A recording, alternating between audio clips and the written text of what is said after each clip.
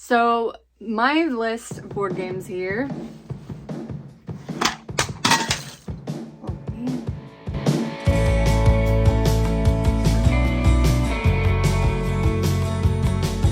Hello friends, how are you guys doing today? Hey, I'm Ashley, nice to meet you if we haven't met yet, and welcome to Joyful Noise Learning. Here I'm a homeschool mom on this channel, and I have to tell you I'm not a board game channel, but I am a homeschool mom channel, and we are a family that loves to play board games, as you can see behind me, probably. So today in this video, I want to share with you 7 games that are fun for the whole family. Okay guys, for today's video, I've been invited by my good friend Katie at Life in the Mundane, and we have done this board game collab with her for several years now, and I'm excited to share again what we are playing right now and what your family needs to get, maybe for Christmas or just because any time of the year. She's going to have a playlist with some other mamas who are sharing their family's favorite games, and some of them will be educational, some of them will be affordable. We'll see. There's lots of good suggestions there, so go check that out after you watch this. Either way, if you were searching for a good board game list, then you've come to the right place. My list of board games here, they are not specifically educational board games. Some of them will have educational properties and ways for your kids to learn or for you to learn and to practice certain math skills and strategy skills, reading skills, all those things. But this is not specifically labeled as educational games, but they're definitely perfect for playing and learning certain and practicing certain skills. So let's get into it. All right, the first game is Saboteur. This is a little card game. It is a strategy card game, basically, and it takes maybe 30 minutes to play, not very long. It's recommended for ages 8 and up, but we got this for my 7-year-old for Christmas last year, and he loves it. It's 3 to 10 players, and I will admit I enjoy playing this with a big group of people. It's a lot of fun. So if you have your family and then maybe another family coming over, perfect thing to pull out. Or for a bunch of kids to pull out at co-ops, or maybe you have a large family. This would be a good one to play with 10 people. Yeah!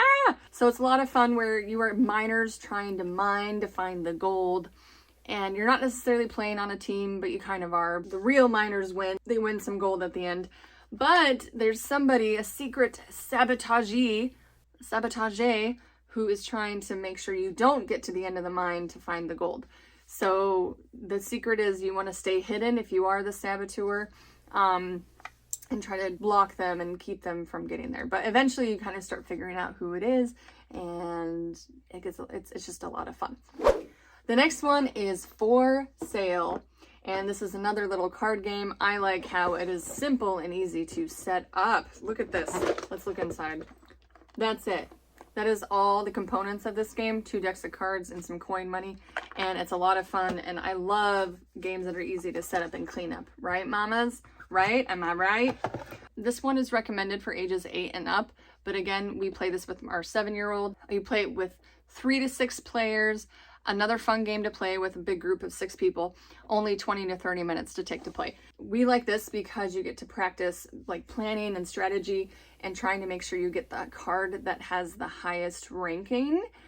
You're trying to bid, and you bid on these properties and to see who can get the highest ranking properties. And once you have all your properties, then you get to sell them. Whoever has the highest property gets the highest value comes out at the end. So a lot of fun. My family really enjoys this one, and good practice for some addition. Pick this one up if you want to try it out. So we recommend this one.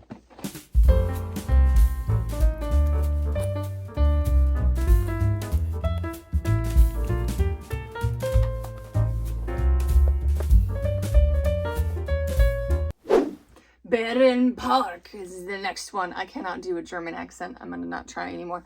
But Barenpark, it makes me want to try to speak in German when I see the title here. This one's a lot of fun. This is recommended for ages 8 and up, but again, our 7-year-old loves this game. I enjoy this game as well. 30 to 45 minutes, a little bit longer, and a little bit more pieces to set up, and it's only for 2 to 4 players. Okay, this one is a tile placement strategy game. So everybody gets their board, and you have to pick certain tiles to place onto the board. And each of these tiles are worth a certain amount of points. So the kids are adding up their points either as they go or at the end. The tiles are also differently shaped, and every tile that they get, they have to figure out and look on the board to see how they're going to fit together on the board. That's definitely a good strategy for some spatial reasoning there that they have to learn. And it's just got cute, really cute art. These really cute little bears. So you're trying to build your bear zoo park, and to make sure you have to include bathrooms and little places for the kids to play and little rivers that go throughout the park. So you're just building like a little theme zoo park as you go along, and see whoever has the most points at the end. So it can get pretty competitive, but it's fun. It's a lot of fun to be competitive. Again, this is one for if you have any little guys who are under 7 or 8 years old, they could probably team up with mom or dad or an older sibling. So not too hard to figure out. Oh my gosh, guys, these games are so much fun. So I'm trying to share games that are a little less common. Maybe you've heard of these. Maybe you're like us and play a lot of games, but maybe you're still playing, you know, Catan and Ticket to Ride, and you want to expand your library of games. These are some good ones that I definitely recommend. Okay, this one's a lot of fun.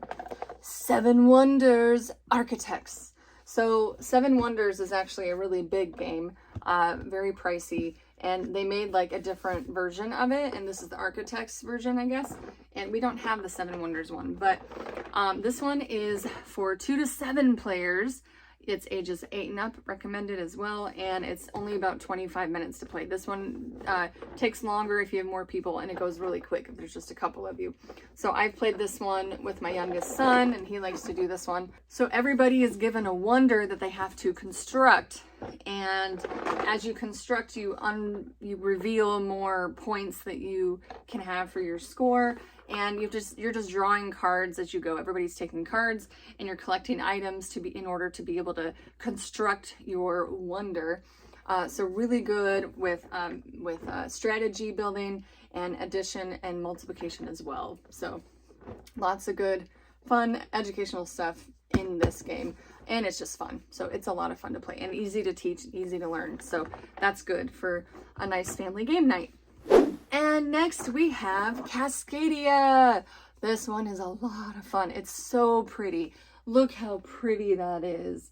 It's so pretty. It makes me just want to jump into the game and be in this area right here and just be with that moose and just hanging out and looking at those mountains. And maybe I wouldn't want to be next to a moose in real life. But anyway, this moose I want to stand next to. Okay, this is a spatial puzzle game is what it's called. It's 1 to 4 players. You can play by yourself if you wanted to. 30 to 45 minutes to play. This one is recommended for ages 10 and up. So definitely if you have some older kiddos. But again, my recommendation to play with younger kiddos is include them. If you have, you know, your 7, 8, 5, and 4-year-olds, have them sit on your lap and give them pieces to play and show them how you're doing it as you go. And they will eventually be able to jump in and play along by themselves. So our 7-year-old doesn't team up with anybody anymore. He just plays on his own every time, and sometimes he beats us. Yeah, he beats us a lot. So I don't go easy on him anymore. Do you do that, moms? Does anybody go easy on their kids when you play games? Or do you have kids that are super strategic like mine is and you have to try to beat them? Let me know in the comments what you think. So it's a spatial puzzle game. So you're drafting your pieces. They're little hexes that you get, similar to Catan, but you're building your area and your habitat.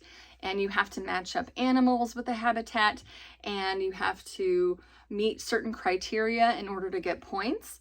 And it explains that in the rules here. It's kind of hard to explain here. Our family really enjoys this one, and adults too. We played it with a lot of adults lately. So really fun, like wildlife, nature type game.